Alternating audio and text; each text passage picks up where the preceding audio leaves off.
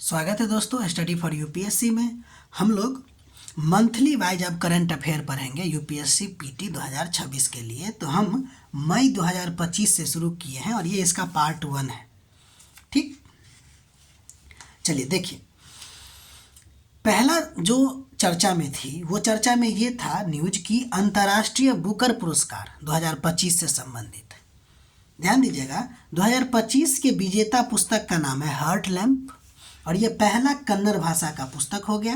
इसके लेखक थे आपको बानू मुश्ताक और जबकि इसका अनुवाद किए थे आपको दीपा भास्ती। ठीक, तो पहली बात कि ये जो अंतर्राष्ट्रीय बुकर पुरस्कार 2025 है वो किसको मिला? तो कन्नड़ भाषा की लेखिका हैं जिसका नाम है बानू मुश्ताक। ठीक, अब देखिए, बुकर पुरस्कार और अंतर्राष्ट्रीय बुकर पुरस्कार में अंतर होता है। यहाँ जो हम लोग पढ़े वो अंतर्राष्ट्रीय बुकर पुरस्कार पढ़े हैं, ध्यान दीजिएगा।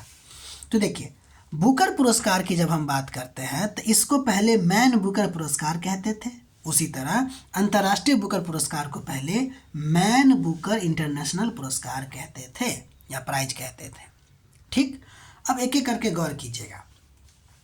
जब हम बुकर पुरस्कार की बात करेंगे तो ये मूल रूप से अंग्रेजी में लिखा गया और लेखक किसी भी देश का हो सकता है, उसको दिया जाता है। ध्यान दीजिएगा, केवल इंग्लिश में लिखा हुआ, मूल रूप से अंग्रेजी में लिखा हुआ है, ठीक है, और लेखक किसी भी देश का हो सकता है। दूसरा, इसका बुकर पुरस्कार उसी को मिलेगा कि ये जो किताब जो लिखा हुआ है ना वो आपको यूके या आयरलैंड में प्रकाशित होना जरूरी है और प्राइज मनी जो है केवल लेखक को जाता है। ठीक, जबकि अंतर्राष्ट्रीय बुकर पुरस्कार की बात करेंगे तो ये आपको नॉन इंग्लिश बुक के लिए मिलेगा, यानी कि इंग्लिश बुक को छोड़कर जो किताब मूल रूप से इंग्लिश में है उसको छोड़ के जिसको ट्रांसलेट किया गया है ना उसको मिलता है। यानी अगर हम दोनों में विशेष अंतर देखें तो ये ओरिजिनल बुक के लिए मिलता है और ये ट्रांसलेशन के लिए मिलता है। यानी इंग्लिश को छोड़कर अन्य भाषा में लिखे गए पुस्तक के लिए आपको क्या होता है कि इसको मिलता है, बशर्ते शर्त ये है कि इंग्लिश में ट्रांसलेशन उपलब्ध हो उसका। ठीक है, और ये कहीं भी प्रकाशित होगा तो भी चलेगा। ठीक है, लेकिन मैन बुकर में क्या है, आपको यूके और आयरलैंड में प्रकाशित होना जरूरी है, तभी तो अंतर्राष्ट्रीय बुकर पुरस्कार हमारे यहाँ के लेखक को मिला है। ठीक है ना, ध्यान दीजिएगा। इसमें प्राइज मनी जो है ना वो लेखक और अनुवादक को बराबर बराबर में बांटा गया है। ठीक, उम्मीद है 3 बेसिक अंतर आप समझ गए होंगे। प्राइज मनी क्या होता है ना कि दोनों पुरस्कार के लिए सेम है, बस होता क्या है कि बंटता है इसमें बराबर बराबर और इसमें केवल लेखक को मिलता है।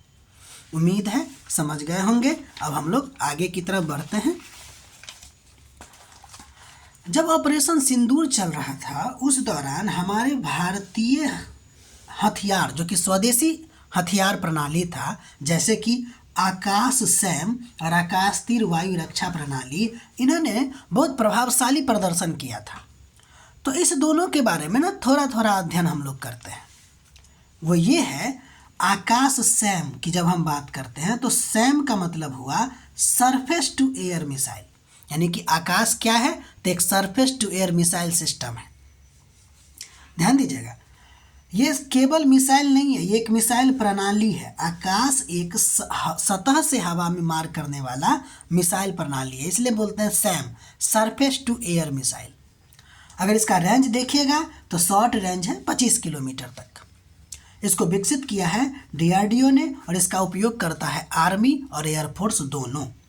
ये रहा आपको Akash surface to air missile के बारे में या surface to air missile system के बारे में। अगला नंबर है आकाश तीर। आकाश तीर पहली बात तो पूछा जाएगा क्या है, तो ये वायु रक्षा प्रणाली है, एयर डिफेंस सिस्टम है। यानी यह जो है ना, अब दूसरी बात, ये इंडियन आर्मी के द्वारा उपयोग किया जाता है। तो यह इंडियन आर्मी का स्वदेशी automated air defence command and control system है, भूलिएगा नहीं। आकाश तीर क्या है? Air defence command and control system, command भी करता है और कंट्रोल सिस्टम है। इसको विकसित किया है बीईएल ने। इसका काम क्या है? चूंकि नाम है कमांड एंड कंट्रोल, तो ये पहले डिटेक्ट करता है, ट्रैक करता है और असाइन करता है, ठीक है ना। असाइन का मतलब क्या हुआ, अर्थात कमांड एंड कंट्रोल सिस्टम जो कि आकाश तीर है, वो यह तय करता है कि खतरा कितना बड़ा है और उस खतरा के लिए कौन सा वेपन इस्तेमाल होगा, और वो वेपन को इंडिकेट असाइन कर देता है, ठीक है।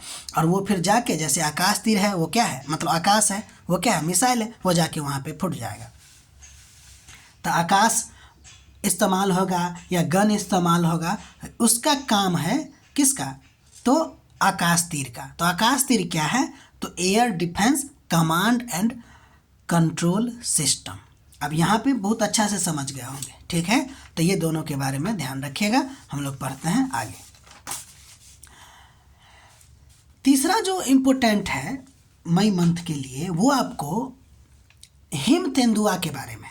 पर्यटक का एक समूह हिमाचल प्रदेश में घूम रहा था, तो उसने ना वहाँ के स्पीति घाटी में आपको एक हिम तेंदुआ को देखा।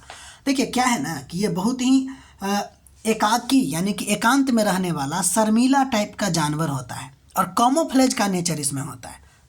इसकी जो मतलब शरीर की संरचना इस प्रकार है ना कि कैमोफ्लेज की गुण इसमें आ जाता है, छुप जाता है, इसलिए दिखता नहीं है। इसलिए यहाँ पे सवाल बन सकता है। देखिए हिम तेंदुआ के बारे में पढ़ते हैं। पहली बात कि यह कहाँ पाया जाता है, तो उच्च हिमालयी और मध्य एशियाई पर्वतीय क्षेत्र में पाया जाता है, ये भूलिएगा नहीं। इसे माउंटेन घोस्ट कहा जाता है, यानी कि पहाड़ों का भूत कहा जाता है इसको, क्योंकि भूत दिखता नहीं है ना जल्दी। अगर माउंटेन घोस्ट की बात करें, ये इसको क्यों कहा जाता है, तो क्योंकि ये बहुत अत्यंत शर्मीला होता है, एकांत में रहने वाला जीव होता है, अद्भुत कैमोफ्लेज, वही छुपने की जो प्रवृत्ति होती है, उसके कारण इसको माउंटेन घोस्ट कहा जाता है। क्या ये केवल भारत में पाया जाता है, तो नहीं, यह लगभग 12 देश में पाया जाता है, जिसमें भारत, नेपाल, भूटान, चीन, देख रहे हैं ना यहाँ लिखा हुआ है मध्य एशियाई पर्वतीय क्षेत्रों में, ठीक। अगर हम भारत की बात करें तो भारत में आपको लद्दाख में पाया जाता है, हिमाचल प्रदेश में, उत्तराखंड में, सिक्किम में, अरुणाचल प्रदेश में, ठीक। इसके संरक्षण की स्थिति की बात करते हैं। IUCN के रेड लिस्ट में ये वल्नरेबल है, यानी कि संवेदनशील है। ये साइट्स में देखें तो परिशिष्ट 1 या अपेंडिक्स 1 में आता है, और अगर हम WP यानी कि world wild life protection act की बात करते हैं, वह 1972 में, तो ये सूची 1 यानी कि शेड्यूल 1 में आता है, ठीक है। ये सबको लिखते जाइएगा, नहीं तो याद नहीं होगा, सिर्फ सुनने से याद नहीं होता है, लिखना बहुत ज़रूरी है। और अगर एक बार आप 1 साल के लिए करंट अफेयर पढ़ लेते हैं ना, तो अगली बार जब भी आप करंट अफेयर पढ़ने की कोशिश कीजिएगा, तो आपको बस थोड़ा थोड़ा उसमें रिवीजन करना होगा। इसलिए एक बार 1 साल के लिए पूरी तरह से करंट अफेयर मन लगा के पढ़िए, लिखने का भी कोशिश कीजिए। अगला नंबर, क्योंकि ये टॉपिक सब बार बार रिपीट ही होगा। अगला नंबर देखते हैं, अंतर्राष्ट्रीय मुद्रा कोष यानी कि IMF।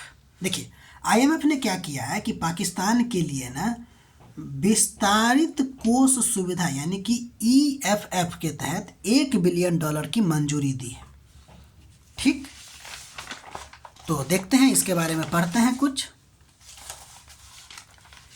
देखिए अगर हम IMF की बात करें तो पहली बात तो ये देख लेते हैं कि IMF की जो स्थापना है वो आपको 1944 में ब्रेटन वुड्स सम्मेलन में मौद्रिक सहयोग को बढ़ावा देने और वैश्विक वित्तीय स्थिरता सुनिश्चित करने के लिए की गई थी। तो ये आप समझ गए कि IMF की जो स्थापना है वो कब हुआ, 1944 में। किस सम्मेलन में, तो ब्रेटन वुड्स सम्मेलन में। और इसका काम क्या था, तो मौद्रिक सहयोग को बढ़ावा देना है और वैश्विक स्थिरता सुनिश्चित करना है, ठीक है। वही बात आगे लिखे हैं कि कार्य की अगर बात कीजिए तो यह देश की अर्थव्यवस्था का निगरानी करता है, बैलेंस ऑफ पेमेंट के संकट में, ठीक है ना, क्या करता है, ऋण देने का सहायता करता है, ऋण देने का कार्य करता है। ये बहुत VBI है कि ये लॉन्ग टर्म के लिए लोन नहीं देता। WB यानी कि वर्ल्ड बैंक जो ब्रेटन वुड्स सम्मेलन के दौरान ही दोनों स्थापित हुआ था, वो लॉन्ग टर्म लोन देता है, लेकिन IMF जो है वो शॉर्ट टर्म लोन देता है, ठीक है। अगर हम आईएमएफ की बात करें तो आईएमएफ में मतदान शक्ति जो है ना वो सभी सदस्यों के बीच समान रूप से विभाजित नहीं है, यानी कि मतदान शक्ति सबके लिए समान नहीं है, बल्कि जो जितना उसमें अपना मतलब कि क्या बोलते हैं उसको दान दिया, यानी कि उसमें जितना अपना जमा किया है उस कोटे के अनुसार उसको वोटिंग शक्ति दिया गया है। ठीक है। अगर हम इसके इसके द्वारा एक मतलब कि आप कह सकते हैं कि इसके द्वारा एक मुद्रा बनाया गया है जिसका नाम है एसडीआर, हालांकि मुद्रा नहीं है ये, इसको बोलते हैं विशेष आहरण अधिकार, एसडीआर, है ना। ये आईएमएफ के द्वारा बनाया गया एक अंतर्राष्ट्रीय आरक्षित संपत्तियां हैं। जब हम लोग फॉरेक्स पढ़ेंगे ना तो उस फॉरेक्स में ये भी एक आता है एसडीआर। देखिए, तो अंतर्राष्ट्रीय आरक्षित संपत्तियां का मतलब हुआ कि ये ना सदस्य राष्ट्र के बीच में मुद्राओं के लिए आदान प्रदान कर सकता है, ये उसको दे के उससे कुछ मुद्रा ले सकता है। ठीक है। तो ये एसडीआर के बारे में ध्यान दीजिएगा। एसडीआर जो है पूछेगा ये किसकी मुद्रा है, तो हम लोग कहेंगे आईएमएफ की मुद्रा है। ठीक है। अब हम लोग आगे बढ़ते हैं और एक देखते हैं 5वां नंबर, बैट इकोमॉन। ये ना एक ऐप है। पहली बात तो समझिए कि यह जो है एक स्वचालित रियल टाइम बैट यानी कि चमगादड़ निगरानी प्रणाली है। क्या है ये? भारत की पहली स्वचालित रियल टाइम बैट निगरानी प्रणाली है जिसको IIHS बंगलुरु ने विकसित किया है। बहुत BVI है ये। इसमें ना हम थोड़ा सा बैट के बारे में जानकारी देख लेते हैं। ये इतना ही है कि ये शब्द किससे रिलेटेड है, तो हम कहेंगे भारत की पहली स्वचालित रियल टाइम बैट निगरानी प्रणाली है। ठीक, ध्यान दीजिए। अगर हम बैट की बात करें तो यह स्तनधारी है, मैमल्स है, पक्षी नहीं है। ठीक है। अगर ऑप्शन में हम लोग को देखिए चमगादड़ के बारे में विचार कीजिए और यह एक पक्षी है तो क्वेश्चन गलती, मतलब वो सेंटेंस गलती हो जाएगा। यह क्या है? स्तनधारी है, मैमल्स है, यानी अपने बच्चों को दूध पिलाता होगा। ध्यान दीजिए, एकमात्र स्तनधारी है जो उड़ सकता है, इसलिए लोग को कंफ्यूज हो सकता है कि कहीं ये पक्षी तो नहीं है। उड़ सकता है लेकिन मैमल्स है, इसलिए एकमात्र भी तो है। अधिकांश प्रजाति, ध्यान दीजिएगा यहाँ लिखा है अधिकांश प्रजाति रात्रिचर यानी कि नक्टोरियल होता है। ठीक है, यानी कि रात में ही निकलते हैं ज़्यादातर। ज़्यादातर है, सभी नहीं। एक एक शब्द को गौर करते चलिएगा। इसके अलावा ये जो रात्रि में जो शिकार करता है ना वो इको लोकेशन के द्वारा शिकार करता है। इसको हम लोग और डिटेल में पढ़ेंगे जब हम लोग साइंस का अध्ययन कर रहे होंगे तब। ठीक है। अब इसके महत्व, अच्छा ये चमगादड़ का महत्व क्या हो सकता है, तो देखिए कीट नियंत्रण में सहायक, क्योंकि ये कीट खाता है। कुछ फल भी खाते हैं, जो फलाहारी चमगादड़ होते हैं वो आपको परागन और बीज फैलाने में मदद करता है। ठीक है, ये बात को ध्यान रखिएगा। तो ये रहा आपको फरवरी, मतलब ये जो रहा आपको मंथली वाइज करंट अफेयर का पार्ट 1 है। इसमें 2-3 पार्ट लग सकता है। ठीक है, मई 2025 का। ठीक है, इतना आप लोग इसका नोट बनाइएगा। हमारा प्रयास अच्छा लग रहा है तो लाइक कीजिएगा, शेयर कीजिएगा, सब्सक्राइब कीजिएगा। मिलते हैं हम लोग अगले पार्ट में।